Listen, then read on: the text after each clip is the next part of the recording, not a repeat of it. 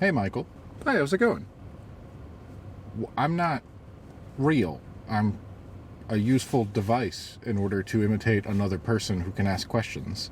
You can't ask me a question because this doesn't work that way. Oh. Yeah. Well, do you want to then ask, what are you doing? Yeah, okay. I'm in a parking lot for a Walmart at 7 a.m. on a Saturday morning when it snowed 3 inches last night. After several days of being sunny and warm-ish, it was above freezing. We didn't have anything, and I thought, oh, today will be a great day to go out and look for wildlife. And then it snowed 3 inches. And now it's fairly dangerous. So, instead I'm at a Walmart parking lot because we have to pick up a grocery order. And when it gets to be like this, I'm the one with the four-wheel drive car, so it's either take my car or I'll go. And I thought, oh, well, I'll go brush off the car. It probably isn't that bad, and I'll go to like a park or something, and I'll sit and I'll watch for a little bit until the grocery order is ready to be picked up. And I'll watch, I've got binoculars, I'll watch the birds and stuff. And instead, I got on the road, and after clearing the car of several inches of snow, and then a layer of ice all over the windshield, because it also rained a little bit last night before it started snowing, I decided that wasn't the best idea. And instead, came straight to the Walmart. And I'm doing this here instead. So I doubt I'll make it out this weekend, because this was supposed to be the nicest of the 3 days. But we'll see. I keep the options open. I like to look. Otherwise, I certainly have enough work to do at home. And Elden Ring is an amazing video game. Very much enjoying that. That came out last week, and I played it like 30 hours last weekend, which is fantastic.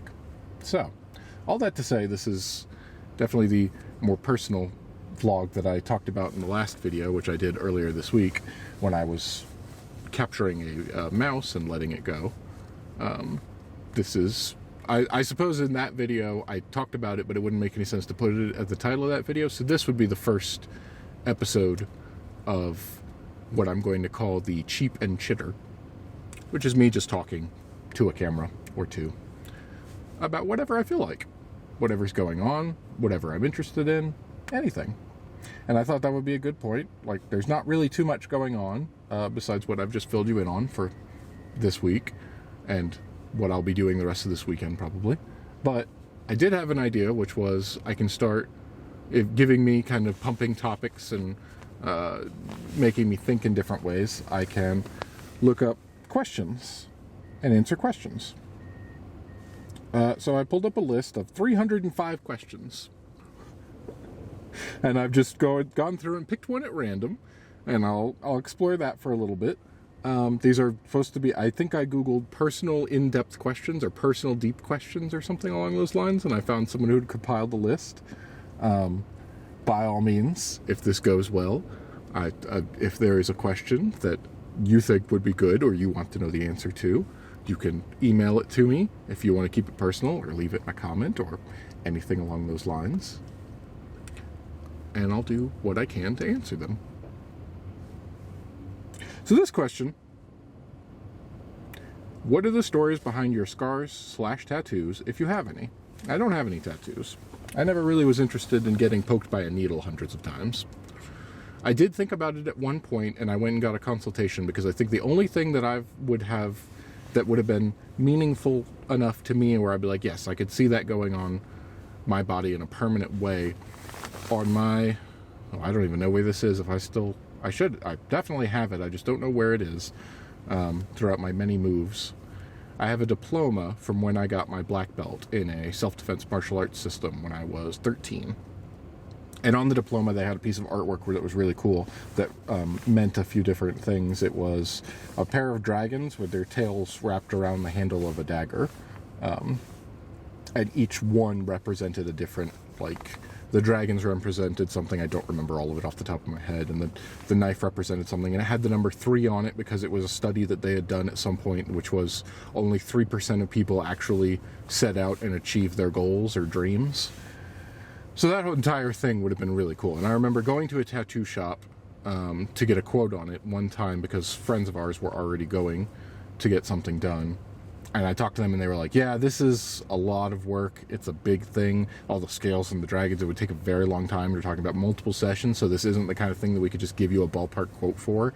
This is something that you would have to come back repeatedly over the course of, maybe a year to get it done. And I went, yes. See, here's the thing. I work for minimum wage and I'm like 18 and very broke and can barely afford to pay rent and food, so I won't be getting a tattoo then.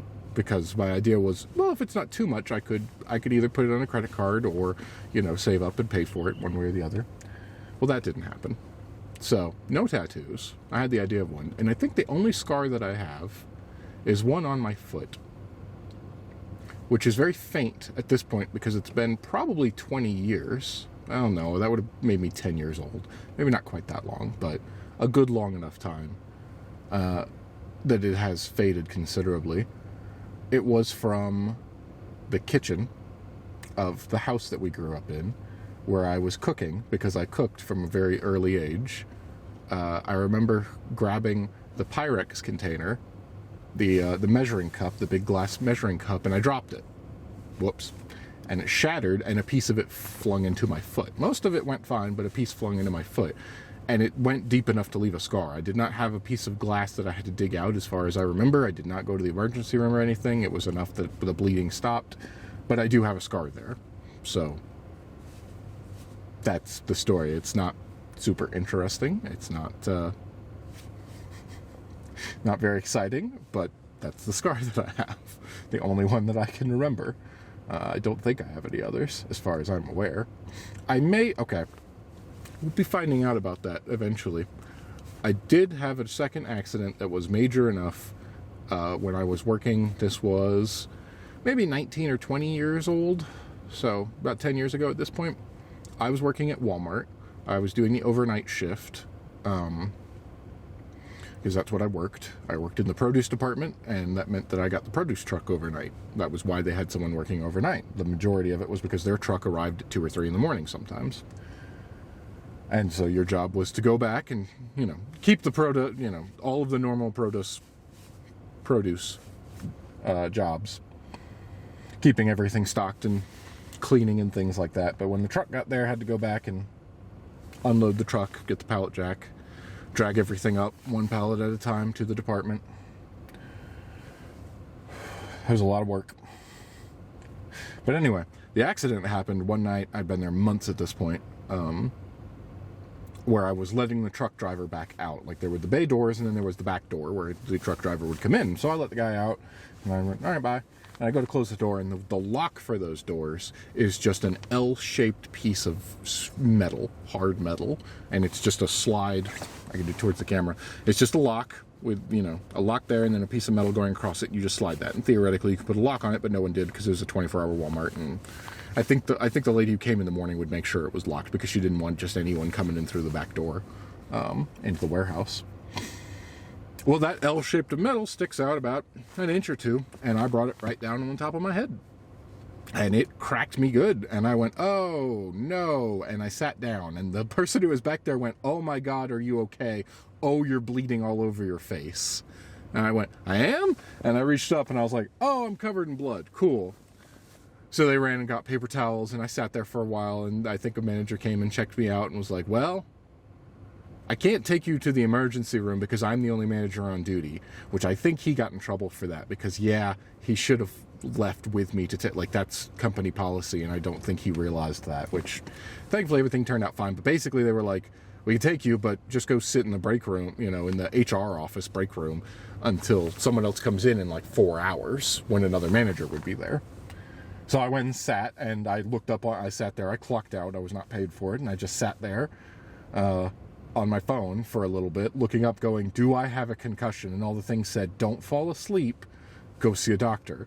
And for everything that happened. Now, 4 hours go by, I had fallen asleep, unfortunately, but it was mostly drifting off and then coming back up. I don't think I ever laid my head down at any point and just fell asleep on the desk. But I did spend about 4 hours there going, well, this isn't ideal, but I don't know what I can do. I clearly can't drive. I'm in too much pain. 4 hours went by, the bleeding had stopped, and I felt okay. okay enough that I wound up, the manager came in, or the HR lady came in and had a fit and was just like, I'm going to go talk to this guy. Where is he? Because I'm not supposed to do that. And then came back. She was like, well, that's on you. The bleeding has stopped. You don't have to go if you don't want to. I was like, well, I feel fine now. Like, yeah, my head hurts, but it's going to hurt. I don't think I'm concussed. I don't have any of these other signs. I'm not dizzy or fainting or anything. I just got real tired because I was always tired. I worked overnight. So I went home and then got a couple hours of sleep and did my usual Wednesday routine, which at that point I would pull. This was a horrible idea, but I would go home and I would go to sleep for a little bit, or I would just stay awake. I would get off work at about 8 in the morning. And then around 11, I would meet up with my buddy and we would go to the comic shop to buy that week's comics, because I was buying comics every week. Not that I could really afford to buy comics every week, but I was doing it anyway. And I told him the whole thing. He's like, yeah, you probably have a concussion. I was like, well, I'm walking around. I'm fine now. And I was just real tired. And then I, got the comics. We did that. We played video games for a bit. And then I went to sleep for a couple more hours before I went to work the next day. So theoretically, the point of all of that, I may have a scar on the top of my head. I have felt, and there's definitely a bump. There used to be something there. I remember feeling kind of a divot, and you could feel, I guess, scar tissue maybe around it. I never saw a doctor for it. I should have. But I didn't, because I didn't have health insurance, because of how great this country is and how little money I made. So, point being, maybe there's a scar there, and we might find that out one day, because as I have noticed getting older at 30 years old, unfortunately, and knowing what my paternal grandfather and his hair situation was, mine's falling out at a rapid pace. It's really thinning out on the top. I looked at it not too long ago. It doesn't really show up on camera, which is fine. And I don't care that much about it, but it gets to the point where I'm just looking at it and getting sad all the time, being like, well, one day. So I have made the decision that at some point, when that happens, I'm just going to completely shave it entirely, because I think that'll go fine, as long as my head is in a weird shape. I just haven't pulled the trigger on that yet. Eventually I will. I'll probably do it now where I can still test it and go, does it look okay or not? Am I pleased with the results is really more what I care about. And if not, then I'll take care of that in some way. I don't know how, because I don't really plan on having the big bald spot. Like, I could just not care enough about it a lot, but I see it and it's like, it's either very obvious or you try to do a comb over and it's even more obvious. And it's like, just shave the whole thing at that point has always been my philosophy. I'd rather do that. And boy, it would be a lot less hassle to take care of. I already have started shaving up cheeks and under the chin and things like that on a regular basis, and I've been using a new razor, not a straight razor, but what they call a double-edged razor, which is just a razor blade. It's not like cartridges or anything, and it's been going well. I've been pretty pleased with that. It's a fun time, actually. I thought I wouldn't like it because all the times I've ever had to clean shave before, it just razor burn and the whole nonsense. Not nonsense, but irritation for sensitive skin, I suppose. So, that was the question. Those are the scars I may or may not have. I definitely have one. I may have another. We'll find out. I don't have any tattoos, but there was a story behind that. And that's what I have for today. I'll answer more questions next time. I'll try to make this a regular thing whenever I go out or whenever I feel like I should record a video. Now I'm going to go get the groceries, because I've been sitting in the parking lot for 20 minutes. And I'm sure that they're ready by now. I'll have to check my phone, but my phone is recording. So, that was something else I tried here, was recording from 2 different angles, so I can kind of cut back and forth between them. And also the little bit at the beginning about having a second person here. That's something else I figure I could do, is having a quote-unquote another person, which is just, asking them a different way. So that then I think that will help my mental process, as far as, instead of just blathering on in the entire time and trying to connect points, when I go, oh wait, here's another thing I want to jump to, I'll make someone else ask that question. Almost like there'd be another person here, but since there's not, I make do with what I have. So, hope you enjoyed. Until next time, keep cheeping. Cheep on. It's a work in progress, as has been all of the videos I've ever done where I've been like, I'll end it with a tagline, and I don't have anything prepared because I'm not clever enough to think of something like that off the top of my head. I might be able to put some time into it. You know how long it took me to think of the Cheep and Chatter, which is already a thing, and that doesn't work. So instead I went, what else can I use? The Cheep and Chitter. It was a long time. Grocery time. And then Elden Ring. Oh, Elden Ring. You beautiful, terrible, awful, great game. It's so frustrating, and I get my butt handed to me, and it's glorious in every way. I've really become a fan of the Dark Souls games, and Elden Ring is just the best one I've played so far. Not quite Dark Souls, but pretty much Dark Souls. Anyway, maybe I'll get out this weekend and see some more wildlife. That would be the goal.